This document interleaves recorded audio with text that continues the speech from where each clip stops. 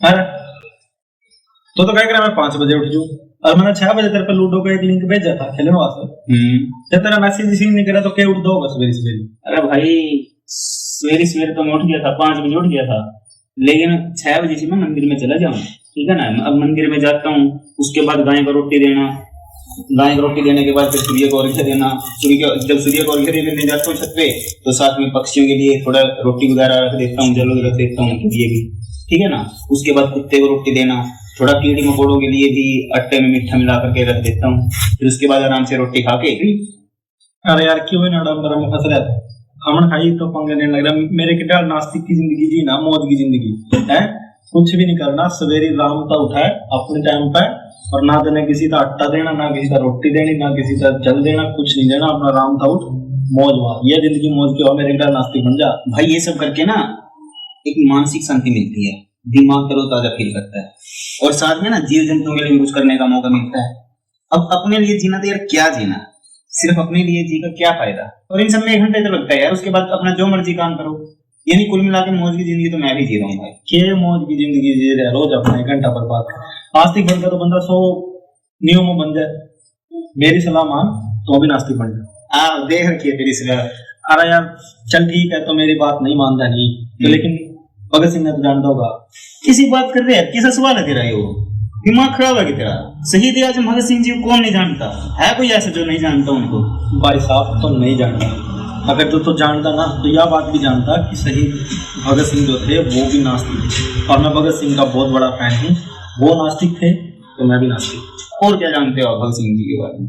यह तक समझाने के लिए ना उनके बारे में कुछ कहने की मैंने जरूरत ही नहीं है। अच्छा। अगर तो उन्हें फॉलो करा ना तो तेने भी पक्का नास्तिक बनना चाहिए, ठीक है नहीं बात। उन्होंने ना तेरे जैसे लोगों को समझाने के लिए बुक भी लिखी थी, उस बुक का नाम था मैं नास्तिक क्यों हूँ। अच्छा, ठीक है ना।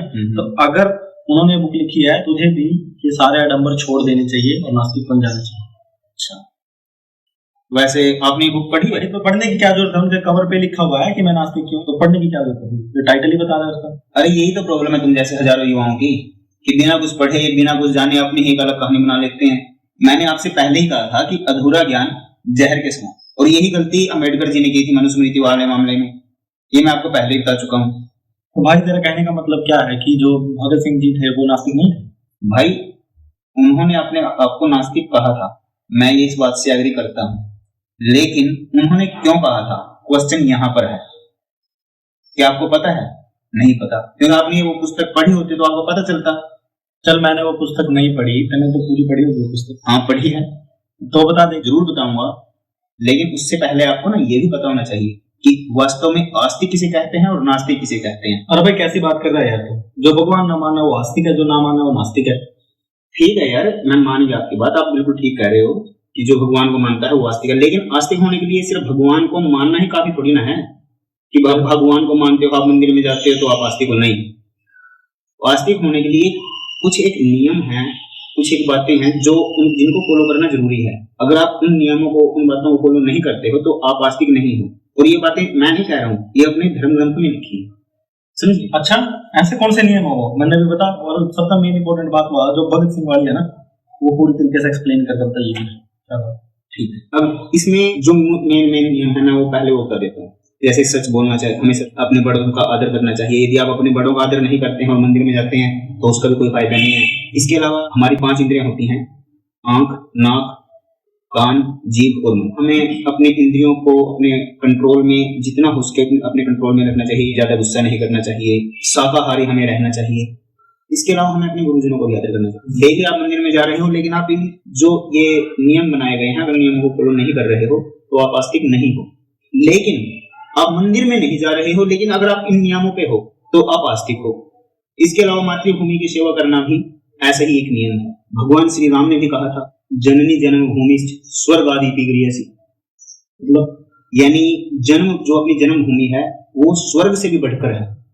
यदि आप अपनी जन्मभूमि से, मातृभूमि से प्यार नहीं करते हो तो आप नास्तिक हो। और अब बात करते हैं भगत सिंह जी के बारे में। हाँ, मुझे उनके बारे में बहुत जिज्ञासा थी, तो आप कब उस टॉपिक पे आओगे, तो मुझे उनके बारे में जानना है, बताओ। पहले तो हम ये जान लेते हैं कि भगत सिंह जी ने उस किताब में क्या क्या लिखा है। हाँ। उसमें भगत सिंह जी ने अपने बचपन के बारे में बता रखा है कि जब मैं छोटा बच्चा था तब उनके जो दादाजी थे उनके साथ वो अपने दादाजी के साथ गायत्री मंत्र का जाप करते थे। लेकिन वो तो सिख थे। सिख धर्म और हिंदू धर्म एक ही तो हैं। जो बातें जो नियम सिख धर्म में हैं वो ही हिंदू धर्म में हैं। जैसे एक ओंकार, सत श्री अकाल, सत यानी ब्रह्मा, श्री यानी विष्णु, अकाल यानी महाकाल। तो इसके अलावा श्री गुरु ग्रंथ साहिब में भगवान श्री कृष्ण, भगवान श्री राम, भगवान शिव का नाम बहुत बार उनका वर्णन हुआ है। इन सिख धर्म और हिंदू धर्म एक ही कैसे हैं इसके बहुत से एग्जाम्पल हैं, लेकिन मैं बताऊंगा वो किसी और वीडियो में। ठीक है, ओके। तो वो गायत्री मंत्र का जाप करते थे बचपन में अपने दादाजी के साथ। ये मैं नहीं कह रहा हूँ, ये उसी बुक में लिखा है। ओके। इसके अलावा जो उनके पिताजी थे वो भी बड़े धार्मिक व्यक्ति थे। भगत सिंह जी भी माला का जाप करते थे, प्रतिदिन करते थे। और जब वो फिर बड़े हो गए, कॉलेज में चले गए थे, कॉलेज में भी वो प्रतिदिन भगवान का नाम जपते थे, ये गायत्री मंत्र आदि का जाप करते थे प्रतिदिन। उन्होंने एक बात कही थी कि जो मुझे प्रेरणा मिली थी मातृभूमि की सेवा करने के लिए, यानी आजादी के लिए, आजादी की लड़ाई लड़ने के लिए, वो मुझे प्रेरणा मेरे पिताजी से मिली थी। और वो मेरे पिताजी पूर्ण रूप से धार्मिक व्यक्ति थे। वो तो आपने बताया कि ठीक है, हाँ, शायद नहीं लिखा है। ओके। अभी लोग क्या कहते हैं कि भगत सिंह जी क्रांतिकारी थे, वो नास्तिक थे, इस कारण क्रांतिकारी थे। लेकिन भगत सिंह जी क्या कह रहे हैं कि मेरे पिताजी धार्मिक व्यक्ति थे और उन्होंने मुझे शिक्षा दी थी, उन्हीं की वजह, उन्हीं से मुझे प्रेरणा मिली थी आजादी की लड़ाई के लिए। धार्मिक प्रवृत्ति के थे उनके पिताजी, उनकी माताजी, उनके दादाजी। उनको जैसे संस्कार मिले उनका रिजल्ट वैसा ही हुआ। इसके अलावा आपने कहा था कि अगर आप भगत सिंह को मानते हो तो आपको नास्तिक होना चाहिए। लेकिन भगत सिंह ने अपने कुछ साथियों का भी एग्जाम्पल दिया था, जैसे काकोरी कांड के 4 शहीदों का उन्होंने जिक्र किया कि वो भी पक्के श्रद्धालु थे। चिंद्रनाथ जी, जो आजकल कॉमरेड कहते हैं ना कि कॉमरेड तो हर एक कॉमरेड तो ये नास्तिक होता है, तो चिंद्रनाथ को भी उन्होंने कॉमरेड कह के संबोधित किया। वो कॉमरेड थे और वो पक्के श्रद्धालु थे, आर्य समाजी थे। इसके अलावा जो चंद्रशेखर आजाद थे, उनके परम मित्र थे, वो भगत सिंह को बचाने का प्रयास कर रहे थे, उसी की वो योजना बना रहे थे। इसी बीच वो शहीद हो गए। चंद्रशेखर आजाद भी पक्के आस्तिक थे। अब उन्होंने इन सभी का जिक्र क्यों किया अपनी बुक में कि ऐसा नहीं है कि अगर मैं नास्तिक हूं तो जो देशभक्त है वो नास्तिक ही होना चाहिए। उन्होंने इनका जिक्र इसी कारण किया कि वो भी देशभक्त हैं जो आस्तिक हैं। ऐसा नहीं है कि अगर देशभक्त वही होगा जो नास्तिक है। लेकिन मैं खुद को नास्तिक सिर्फ और सिर्फ इस कारण कह रहा हूं क्योंकि जो आस्तिक लोग होते हैं ना, वो एक आशा रखते हैं कि अगर हमने कुछ अच्छे कर्म किए तो हमें मरने के बाद स्वर्ग मिलेगा। लेकिन मैं कोई ऐसी आशा नहीं रखता। मैं सिर्फ और सिर्फ अपनी मातृभूमि की सेवा करना चाहता हूं। मैं सिर्फ अपनी मातृभूमि के लिए अपने प्राणों को निछावर कर रहा हूं।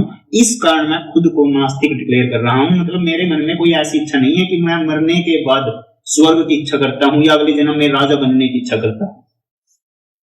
उन्होंने इस कारण अपने आप को नास्तिक कहा और ये कह के उन्होंने मतलब अपने और साथियों को के लिए भी यही मैसेज दिया लोगों को कि वो भी, जो मेरे और फ्रेंड हैं, बेशक वो आस्तिक हैं लेकिन वो सिर्फ अपनी मातृभूमि के लिए अपने प्राणों को निछावर करने के लिए तैयार है। वो हर एक यूथ तक अपना ये मैसेज पहुंचाना चाहते थे कि दिल से, किसी लालच से नहीं। क्योंकि यदि आप स्वर्ग का लालच ढूंढ सकते हो ना, अगर आपके मन में स्वर्ग का लालच है तो आपके मन में मरने से पहले कोई और लालच भी आ सकता है इस बीच। यानी निस्वार्थ होकर के आप अपनी मातृभूमि की सेवा। उनका जो भावार्थ था यही था। और जो किसी भी व्यक्ति का व्यक्तित्व एकदम से अचानक नहीं बदलता। वो बचपन से ही हमें जैसे संस्कार दिए जाते हैं उसी का रिजल्ट सामने आता है। उसकी फैमिली ने, उसके माता पिता ने, उसके दादा ने उनको अच्छे संस्कार दिए। वो गीता पढ़ा करते थे। गीता में लिखा है कि अन्याय सहना नहीं चाहिए। इन्हीं बातों का परिणाम था कि उन्होंने अन्याय को नहीं सहा, उन्होंने विरोध किया। समझे? हाँ भाई, अब मैं बिल्कुल अच्छे से बात समझ गया हूँ। और एक बात और समझ गया कि आधा अधूरा ज्ञान पाकर किसी को ज्ञान मत दो। हाँ, ठीक है। तो मेरी भी गलती रही कि मैंने वो बुक नहीं पढ़ी, मैंने सिर्फ कवर देखा। तो आई होप दोस्तों आपको भी अच्छे से समझ में आ गया होगा कि एक नास्तिक और एक आस्तिक में क्या फर्क होता है। उनके नियम कानून जो भी हैं वो रमन भाई ने अच्छे से आपको एक्सप्लेन कर दिए हैं और भगत सिंह के बारे में भी उन्होंने अच्छे से डिटेल में एक्सप्लेन कर दिया है। अगर आपको और भी अच्छे से जानना है तो आप भगत सिंह की बुक भी पढ़ सकते हो जाके, जो भी हमने बातें बोली है वहां पर सारी डिट्टो ऐसे ही उनकी बुक में लिखी हुई है। उनकी बुक का नाम है मैं नास्तिक क्यों हूं। मैं नास्तिक क्यों हूं, उनकी ये बुक है। तो आप चाहे तो ऑनलाइन या फिर खरीद कर बुक डिपो से आप पढ़ सकते हो। उसमें सब कुछ सेम टू सेम ऐसा ही लिखा है, और किस तरीके से नास्तिक थे और किस तरीके से आस्तिक। तो बस इस वीडियो में इतना ही था। तो ऐसी इंफॉर्मेशन वाली वीडियो के लिए हमारे चैनल को सब्सक्राइब जरूर करिएगा। तो मिलते हैं हम आपसे नेक्स्ट वीडियो। वंदे मातरम।